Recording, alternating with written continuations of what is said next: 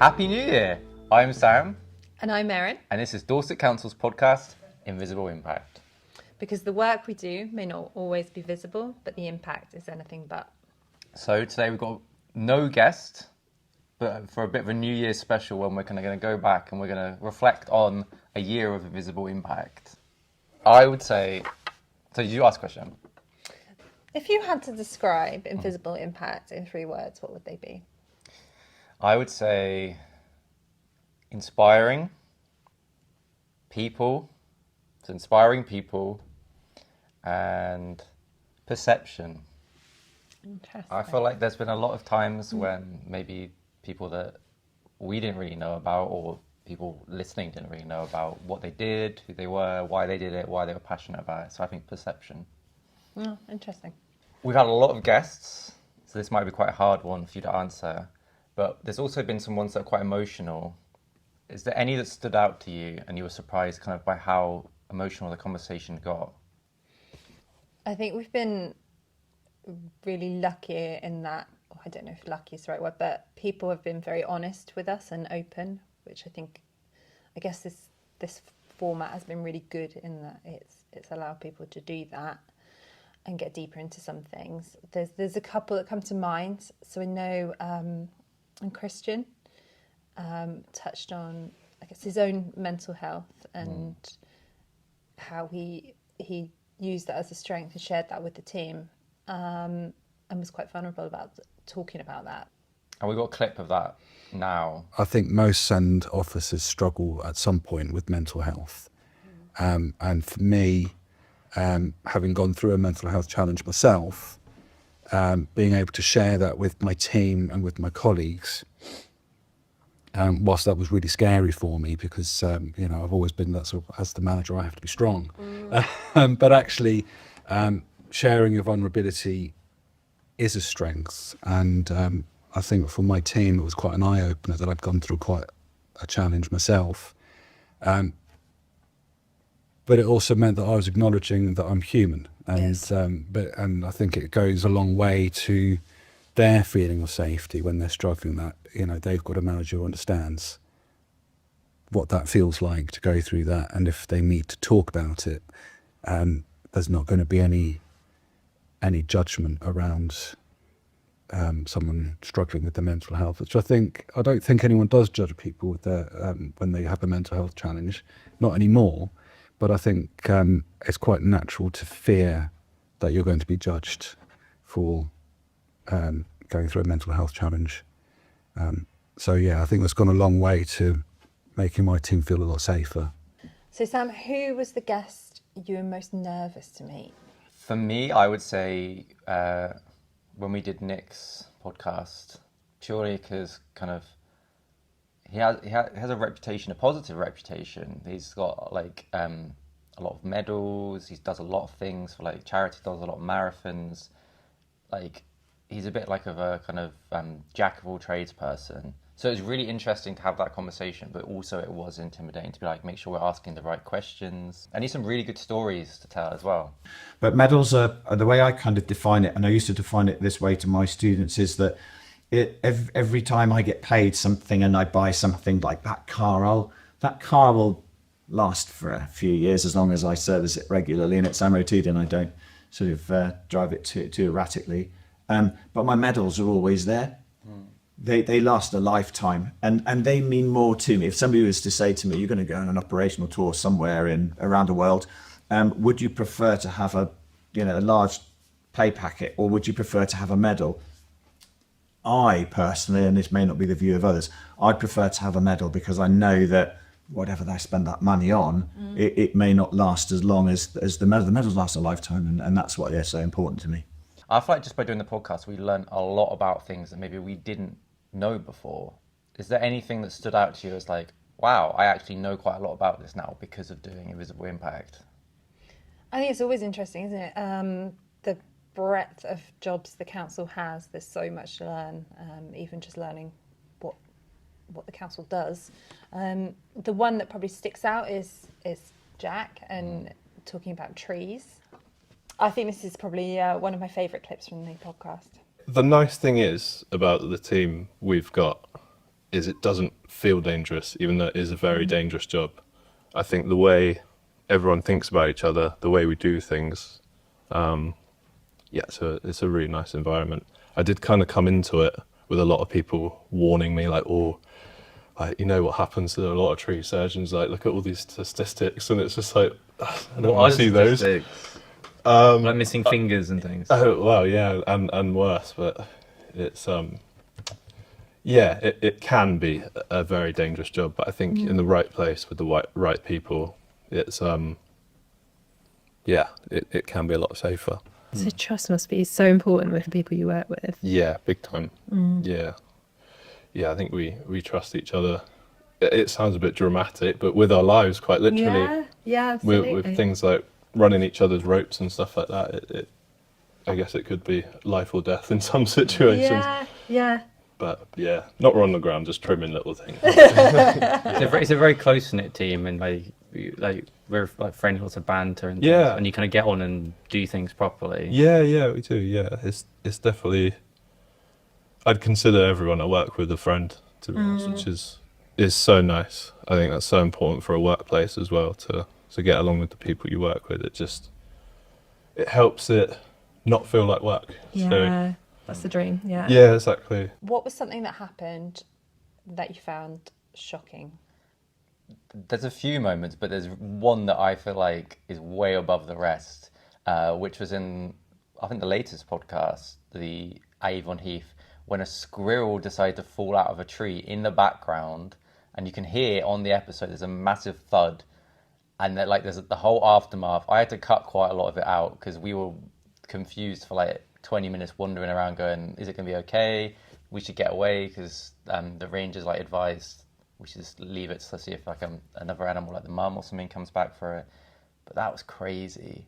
In the meantime, the trains were kind of going past, luckily not hitting Signet, but oh no, that's the weirdest thing that's ever happened. Oh my goodness. I don't know if you could see that on camera, but a squirrel was just fallen out of the tree. Oh, baby, falling out of the nest. It's fallen out the tree. Oh, is it the nest up? Oh, I can see that there's a mum's coming down now, I think. Yeah. We stand back, see if the mother will come. To be honest. Oh, we should say as well, the squirrel was okay. Oh yeah, the squirrel was It walked fine. away at the end. Yeah. It walked away and climbed a tree. Yeah. So it was. It went okay. up, and it was a bit. I think it got like a bit concussed, and then once it woke up, it started wandering around and went up a tree. So we talked a little bit about I had to cut some stuff out from behind the scenes. Is there anything that listeners and people watching would never guess that happens behind the scenes? That's kind of like a behind the scenes tidbit for all you New Year listeners. The mics are fake. This is a big secret. It's a big podcast secret for us. Yeah. Yeah, we tried, didn't we? We really tried to get them to work, but they don't. They had to have, even with like the full setup and the full audio like receiver and everything, they didn't work. So we've just used the mics that we use in videos, slightly off camera, so you kind of see them. And then these are purely like to props, because I don't think it looks like a podcast unless we have these mics. That's true. You have to have a mic. I think it makes it look more professional, but that's a secret. Don't tell anyone else. They have to listen to get that. A kind of big picture into the new year. We're 2026. What would be a guest that you would want?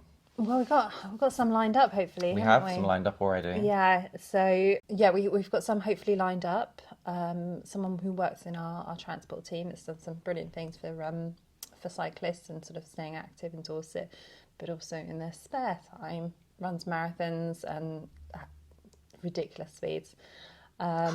Crazy speeds. Yeah. So I think that would be really interesting to hear, being super modest. But yeah, I think in terms of who I'd love to see, there's probably still a lot of underrepresented sort of teams or people that it would be really interesting to hear about. People that do like recycling. Yes, recycling. Or the bins and things like that. I feel like that's like the big council area. Everyone knows about the bins. Everyone talks about bins. Getting one of them on would be great, I think. We'd have to get up quite early, I think. Yeah, it would have to be like a 3 a.m. podcast, Yeah, I think. yeah. But I think An interesting one would be like our new chief executive, Catherine, Yes.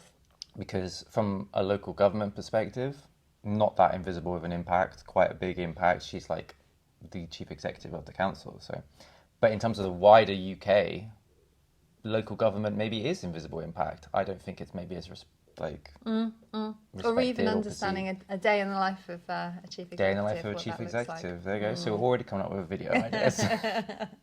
For most of the episodes, I would say not a lot makes like the cutting room floor. There's a lot of the stuff that's included in the episode is what the recording is. I mean, there's a couple of trimming bits, but one thing that we didn't do initially when we first started in the first couple of podcasts, and then we learned to do as we went on, was to kind of stop conversations before the podcast starts recording, because people come in and they're so chatty and they're like, what questions are you going to ask me? Can I talk about this? Can I talk about this? And then initially we were talking about it, and then as soon as the cameras start going, people tend to kind of freeze up a little bit. They get a bit more reserved. And there's been a few times when they've had really good kind of anecdotes or examples that they've talked about off camera that we then don't get on the actual podcast. So now we kind of be like, no, stop talking, wait till the podcast is on, then we can have a conversation, which is a little bit rude. People are so nervous as well, and we're just asking them to sit in silence. Yeah, we just like just sit Make there it worse. sit there in silence whilst we set up and get the mics and everything. Normally now, I think now we've got into the habit, we've got used to it. We have a chat about non-work stuff, like, oh, did you watch Traitors last night? That sort of stuff. And then save the work stuff for the podcast. My favourite kind of clip from the podcast would be the tree or false game we did with Jack. I actually really liked learning about trees, and I think we ended up, some of the answers that I found on Google were wrong anyway, so he knew more than Google. We'll take turns. We'll say a fact, and we'll see if we can test your knowledge on trees. Oh, God. Okay? Well, the first fact is trees can talk to each other underground. They can. That's tree, not false. That is true. Tree. The biggest tree in the UK is taller than Big Ben. I think it is. I think it's a sequoia in the UK. And all trees lose their leaves in winter. The coniferous trees don't, apart from a few select species like the larch, they'll drop their needles, like a broadleaf, but as a whole, coniferous species tend to hold on to their stuff. So. I only understood some of Christmas those tree. words. Yeah, like fir trees and things. Yeah, that's it. Yeah, that's how we can have Christmas trees. And It's stuff. got only Deciduous. deciduous Yeah. days. Yeah, so broadleaf. I don't know what that means. But that's like your more common species in the UK, like your oak and. I'm learning about trees. I think my favourite bit, and I'm going to seem so superficial now I say this, but the unicorn that Dawn rode in on. I just thought that was great commitment. Love that. Marcus is feeling a bit floppy. Hold on. You know why this is, don't you? It's 11's. There we go, Magnus. Morning snack.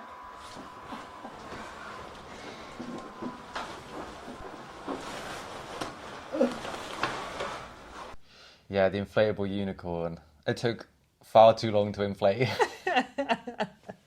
That wraps up the New Year's special with Invisible Impact. We'll be back this year with new episodes. We've already got a few in the bank, and we'll be recording a few more soon. Yeah, and if there's anything you'd like to see, then do drop us a note in the comments. Yeah, so thanks for listening, whether it's for one episode or for the entire series, or even if you've just seen some of the clips, like you're probably going to see this as a clip. Happy New Year! Mine popped out my mouth. I suppose at least you're cutting it, so you can just do it.